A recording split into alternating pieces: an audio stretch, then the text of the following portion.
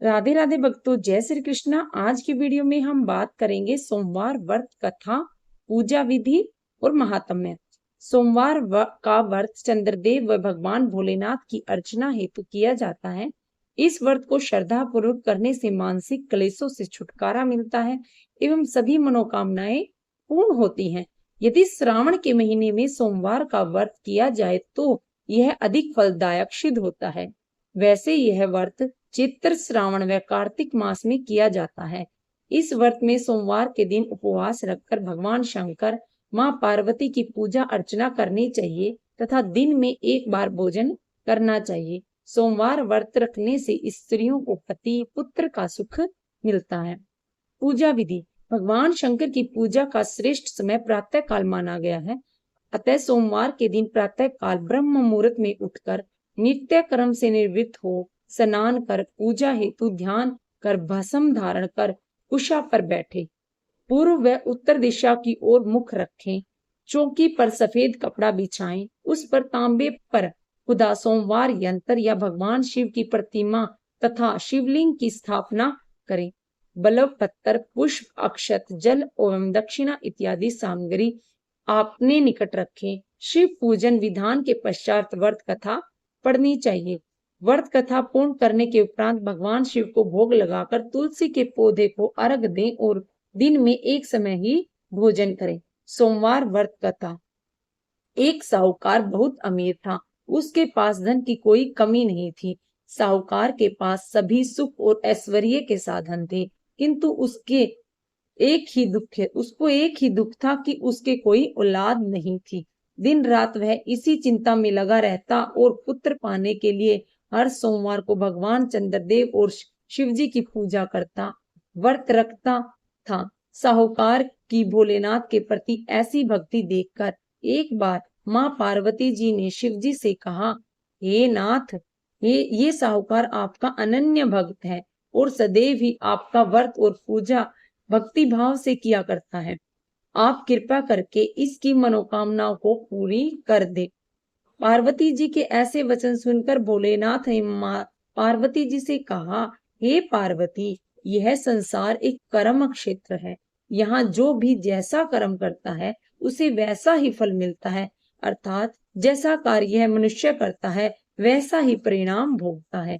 किंतु माता पार्वती आग्रह पूर्वक बोली, हे महादेव, यह आपका अनन्य भक्त है। यदि इसको कोई भी दुख होता है तो आपको उसे दूर करना चाहिए। यदि आप अपने भक्तों की मनोकामनाएं पूरी नहीं करेंगे तो क्यों मनुष्य आपकी भक्ति सेवा व पूजा करेंगे। पार्वती जी के इस आग्रह को सुनकर शिव जी ने कहा, हे शिवे, इस साहूकार के कोई पुत्र नहीं है, इसी कारण यह दिन रात चिंतित व दुखी रहता है। इसके भाग्य में संतान न होने पर भी मैं इसे पुत्र प्राप्ति के लिए वरदान देता हूँ, किंतु इसका पुत्र केवल 12 वर्ष तक ही जीवित रह सकता है। इसके बाद वह मर जाएगा। इससे अधिक मैं और इस साहूकार के लिए कुछ नहीं कर सकता। यह सब बातें साहूकार सुन रहा था। उसे यह सारी बातें सुनकर न तो कोई खुशी हुई और न ही कोई दुख। वह पूर्व व्रत शिव जी की पूजा व व्रत करता रहा। कुछ समय पश्चात साहूकार की पत्नी गर्भवती हो गई और 10वें महीने में उसने एक बहुत ही सुंदर पुत्र को जन्म दिया। साहूकार के घर में बहुत खुशियां मनाई गई, किंतु साहूकार ने अपने पुत्र की 12 वर्ष की उम्र जानकर कोई खुशी प्रकट नहीं की और इस संबंध में किसी को कोई भेद भी नहीं बताया। वह बालक धीरे धीरे बड़ा होने लगा। जब वह बालक 11 साल का हो गया तो बालक की माता ने साहूकार से उसके विवाह के लिए कहा, किंतु साहूकार ने कहा कि मैं इसे काशी जी पढ़ने भेजूंगा। साहूकार ने अपने साले को बुलाकर कहा कि तुम इस बालक को काशी पढ़ने ले जाओ और इसे विधिवत शिक्षा ग्रहण कराओ। साहूकार ने उसको बहुत सा धन देकर कहा कि रास्ते में जहां कहीं भी ठहरो वहां जब और ब्राह्मणों को भोजन कराते जाना। इस प्रकार वह दोनों मामा भांजे रास्ते में यज्ञ करते, दान देते और ब्राह्मणों को भोजन कराते जा रहे थे। रास्ते में एक शहर पड़ा। उस शहर में राजा की कन्या का विवाह था। एक अन्य राजा का लड़का बारात लेकर आया था, लेकिन वह एक आंख से काना था। लड़के के पिता को इस बात की चिंता थी कि वर को देखकर कन्या के माता पिता विवाह में किसी प्रकार की अड़चन न डालें। इसी कारण जब उन्होंने साहूकार के सुंदर बेटे को देखा तो मन में विचार आया, और क्यों न इस लड़के से विवाह का कार्य पूर्ण करा लिया जाए। यह विचार कर उसने लड़के और उसके मामा से कहा कि यदि आप फेरे या कन्यादान का कार्य पूर्ण करा देंगे तो आपकी बड़ी कृपा होगी और हम आपको बहुत सा धन देंगे। साहूकार के लड़के और उसके मामा ने इस बात को स्वीकार कर लिया था।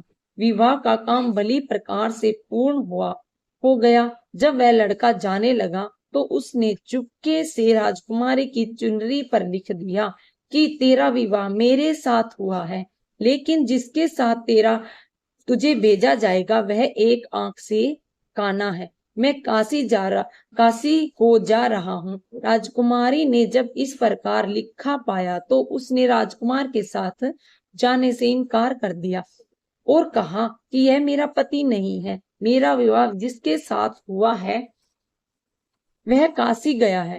राजकुमारी के पिता ने जब यह सब सुना तो उसने अपनी कन्या को विदा करने से इनकार कर दिया। बारात वापस चली गई। उधर साहूकार का लड़का और उसका मामा काशी जी पहुंचे, जहां लड़के ने पढ़ना शुरू किया और अपना अतिरिक्त समय मामा भांजा यज्ञ दान आदि में व्यतीत करने लगे। इस प्रकार कई महीने बीत गए। जब लड़का 12 साल का हुआ तो उस लड़के के मामा ने यज्ञ का आयोजन कर रखा था। अचानक ही लड़के की तबीयत खराब हो गई। लड़के के मामा ने कहा कि अंदर जाकर सो जाओ। लड़का अंदर जाकर सो गया। थोड़ी देर पश्चात लड़का मर गया। जब लड़के के मामा ने देखा कि वह मर गया है तो वह बहुत दुखी हुआ। उसने सोचा कि मैं पहले यज्ञ पूरा कर लूं, तब कुछ सोचूंगा। लड़के के मामा ने यज्ञ पूरा किया और फिर रोना प्रारंभ कर दिया। वह बहुत जोर जोर से रो रहा था। संयोगवश शिवजी और पार्वती उधर से जा रहे थे। पार्वती जी ने भगवान भोलेनाथ से कहा, हे नाथ, कोई दुखी व्यक्ति रो रहा है, उसके कष्टों को दूर करो। जब शिवजी और पार्वती वहां पहुंचे तो उन्होंने देखा कि वहां पर एक लड़का मरा हुआ पड़ा है। जब पार्वती जी ने देखते ही लड़के को पहचान लिया। पार्वती जी ने लड़के के मरने का कारण पूछा तो भोलेनाथ ने बताया, हे गौरी, इस लड़के की आयु इतनी ही थी, ये अपनी आयु पूरी कर चुका है। तब पार्वती जी ने विनम्रता पूर्वक कहा, महाराज, कृपा करके आप इस लड़के को जीवित कर दीजिए, नहीं तो इसके माता पिता इसके वियोग में तड़प तड़प कर अपनी जान दे देंगे। माता पार्वती की बात सुनकर शिवजी ने लड़के को पुनः जीवित कर दिया। शिवजी की कृपा से लड़का जीवित हो गया। शिव शंकर व पार्वती जी शिव धाम चले गए। शिक्षा पूरी होने पर लड़का और उसका मामा पहले की तरह यज्ञ करते, ब्राह्मणों को भोजन व दक्षिणा देते हुए अपने घर की ओर चल दिए। रास्ते में दोनों उसी शहर में आए जहां पर उस लड़के की शादी हुई थी। वहां पहुंचकर दोनों ने यज्ञ करना शुरू कर दिया। जब वे दोनों यज्ञ कर रहे थे तो उस लड़के के ससुर यानी वहां के राजा ने, जो उधर से घोड़े पर बैठकर अपने सेवकों के साथ जा रहा था, उसने लड़के को पहचान लिया। राजा ने महल में ले जाकर दोनों की खूब सेवा की। कुछ समय राजा के महल में रहने के बाद लड़के ने राजा से जाने की आज्ञा ली।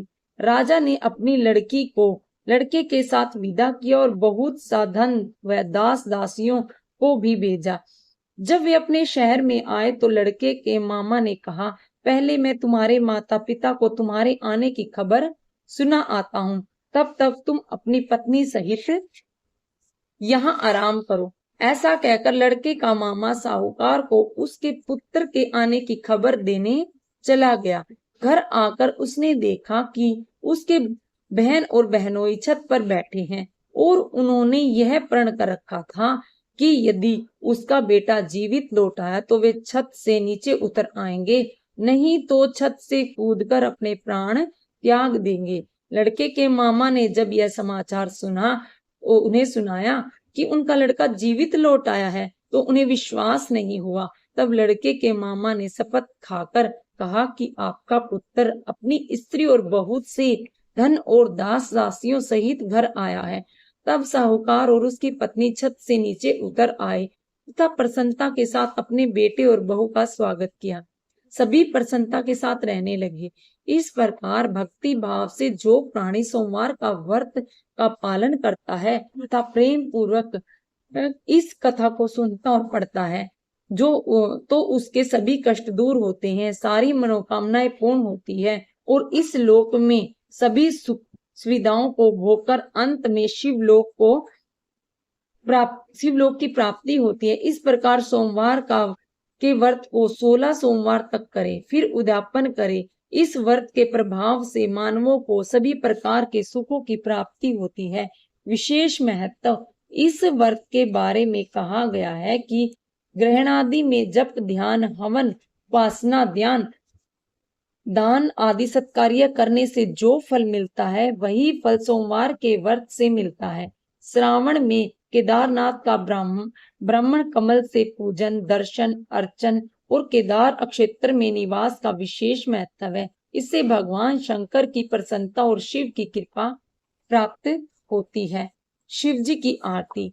ओम जय शिव ओमकारा, भज शिव ओमकारा, ब्रह्मा विष्णु सदा शिव, अर्धांगिनी धारा। ओम जय शिव ओमकारा, एकानन चतुरानन, पंचानन राजे, हंसानन गरुड़ासन, वृषवाहन साजे। ओम जय शिव ओमकारा, दो भुजा चार चतुर्भुज, 10 भुजा अति सोहे, तीनों रूप निखरते, त्रिभुवन जन मोहे। ओम जय शिव ओमकारा, अक्षमाला वनमाला, रुंडमाला धारी, त्रिपुरारी कंसारी, करमाला धारी। ओम जय शिव ओमकारा, श्वेतांबर पीतांबर, बाघंबर आंगे, सनकादि गरुड़ादिक भूतादिक संगे। ओम जय शिव ओमकारा,